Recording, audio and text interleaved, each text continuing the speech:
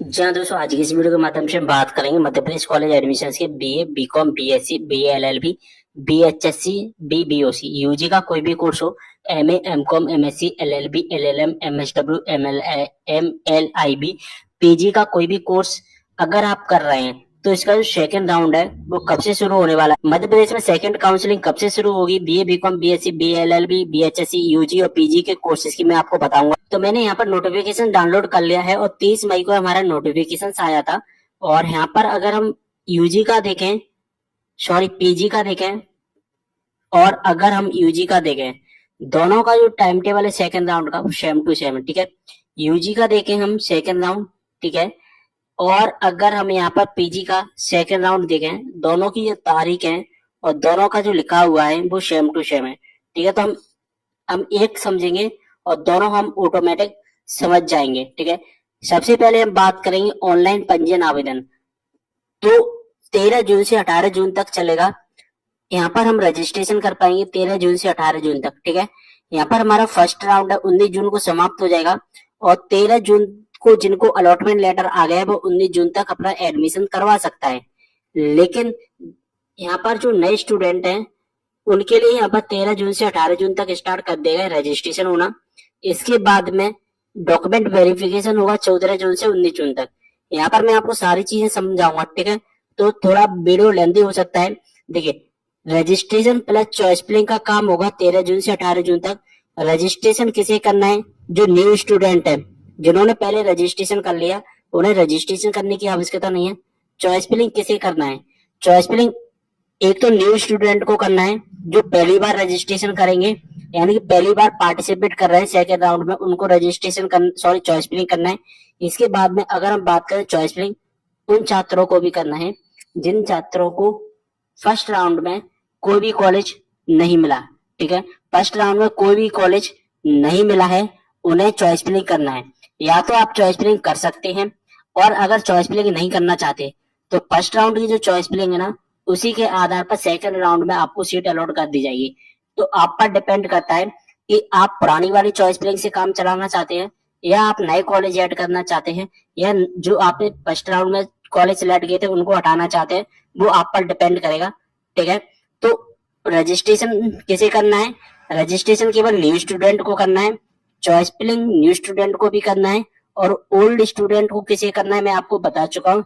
अगर आपको कोई कॉलेज नहीं मिला है तो आपको चॉइस फिलिंग करना है, और चॉइस फिलिंग ना करना है या करना वो आप पर डिपेंड करता है। बात समझ में आ गई? चलिए अब दोस्तों हम बात करेंगे डॉक्यूमेंट वेरिफिकेशन की, ठीक है। जैसा कि देख पा रहे हैं हमने रजिस्ट्रेशन चॉइस फिलिंग के बारे में तो बात कर ली।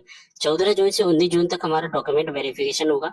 और इस डॉक्यूमेंट वेरिफिकेशन में कौन कौन भाग लेगा, यानी कि पार्टिसिपेट करेगा, किस किस को डॉक्यूमेंट वेरिफिकेशन करवाना है। तो न्यू स्टूडेंट को तो डॉक्यूमेंट वेरिफिकेशन करवाना ही है, ठीक है। यहाँ पर हम बात करेंगे ओल्ड स्टूडेंट की। तो ओल्ड स्टूडेंट कौन कौन है? ऐसे स्टूडेंट जिन्हें डॉक्यूमेंट वेरिफिकेशन पहले हो चुके हैं, उनकी फर्स्ट राउंड में वेरिफिकेशन हो चुके हैं, उन्हें तो नहीं करवाना है, ठीक है।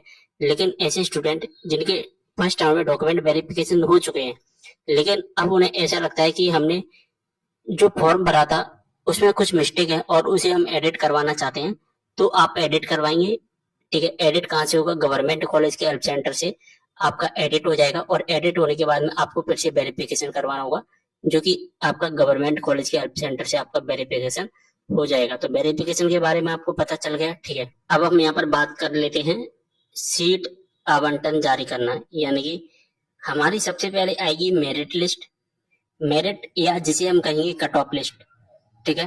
कट ऑफ लिस्ट में हमें ये पता चलेगा कि हमने जो चॉइस फिलिंग में कॉलेज सिलेक्ट किए हैं उन कॉलेजों का आखिरकार कट ऑफ कितना गया है, ठीक है। इसके बाद में आएगा आपका अलॉटमेंट लेटर, ठीक है। क्या आएगा?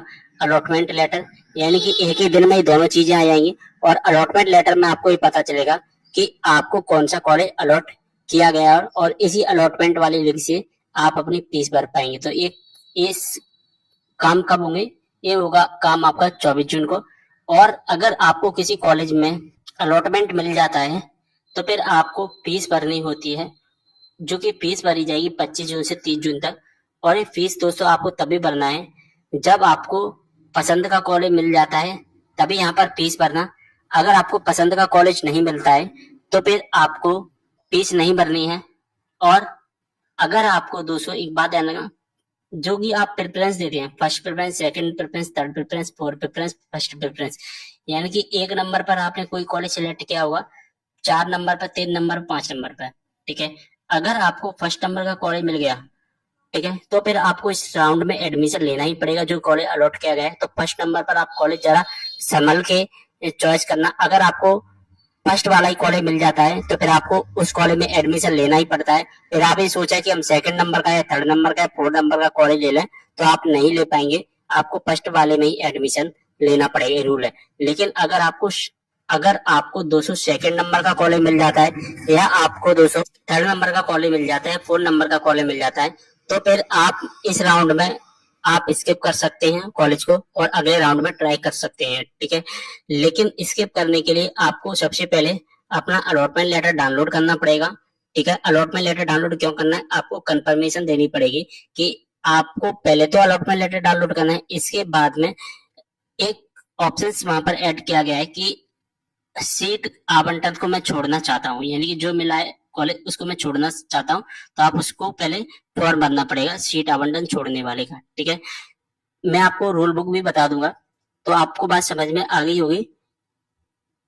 और आपको ये फीस भरनी है, कब तक भरनी है, 30 जून तक फीस भरनी है।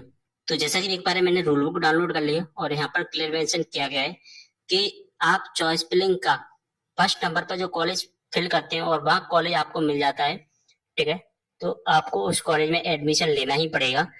अन्यथा आप अगर एडमिशन लेते हैं यानी फीस जमा करते हैं या नहीं करते, दोनों स्थिति में आप अगली प्रवेश प्रक्रिया से बाहर हो जाएंगे, ठीक है। और यहाँ पर लिखा गया है एक ऑप्शन कि आपको कॉलेज मिलता है कोई भी सेकंड नंबर का, अभी तो मैंने फर्स्ट प्रेफरेंस का बता दिया, second, third, fourth, fifth, six, कोई भी प्रेफरेंस का कॉलेज मिलता है फर्स्ट के अलावा, तो आपको पहले कंफर्मेशन देनी पड़ेगी, यानी कि आपको अपना अलॉटमेंट लेटर डाउनलोड करना पड़ेगा पहले। और जैसे आप अलॉटमेंट लेटर डाउनलोड करते हैं उसके बाद एक ऑप्शन आपको दिखाई देगा, यहाँ पर जैसा कि देख पा रहे हैं कि प्रवेश नहीं लेना चाहता, आपको अगले चरण में शामिल होने के लिए ऊपर की चॉइस के लिए सीट आवंटन छोड़ता हूँ, ये ऑप्शन आपको मिलेगा वहां पर। इस ऑप्शन पर क्लिक करके आपको फॉर्म भरना पड़ता है, तभी आप अगले राउंड के लिए पार्टिसिपेट कर पाएंगे, ठीक है। बात समझ में